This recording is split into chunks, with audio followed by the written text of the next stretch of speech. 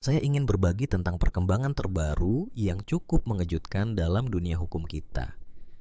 Tom Lembong, yang sebelumnya terlibat dalam kasus impor gula, kini mengambil langkah berani dengan melaporkan hakim yang menangani kasusnya ke Mahkamah Agung. Ini adalah langkah yang tidak biasa dan menarik untuk dicermati. Kasus ini bermula saat Tom Lembong dituduh melakukan pelanggaran dalam proses impor gula. Namun, berkat kebijakan abolisi, dia berhasil bebas dari jeratan hukum. Abolisi ini sendiri adalah kebijakan yang memberikan pengampunan kepada pelanggar hukum tertentu. Dan dalam kasus Tom, ini menjadi titik balik yang signifikan. Setelah bebas, Tom tidak hanya berdiam diri. Dia merasa perlu untuk menegakkan keadilan lebih lanjut.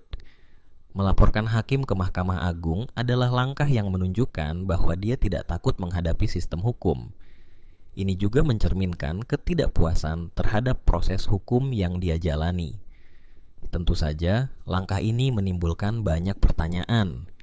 Apakah ini akan membuka jalan bagi reformasi dalam sistem peradilan kita, atau justru akan menambah kontroversi di seputar kasus ini? Banyak yang berpendapat bahwa tindakan Tom bisa jadi merupakan upaya untuk membersihkan namanya dan menuntut keadilan yang lebih transparan. Di sisi lain, kita juga harus mempertimbangkan dampak dari tindakan ini terhadap hakim yang terlibat. Melaporkan hakim bukanlah hal yang sepele. Ini bisa memicu perdebatan tentang integritas dan profesionalisme di kalangan penegak hukum. Apakah hakim tersebut benar-benar melakukan kesalahan, ataukah ini hanya bagian dari strategi Tom untuk mengalihkan perhatian dari kasusnya? Yang jelas, situasi ini menarik perhatian publik dan media.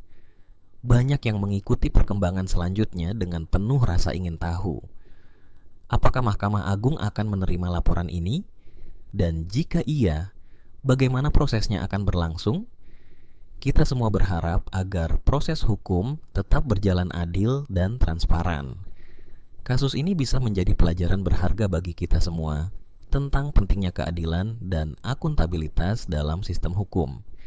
Mari kita saksikan bersama bagaimana cerita ini akan berlanjut dan apa dampaknya bagi Tom Lembong dan sistem peradilan kita ke depan.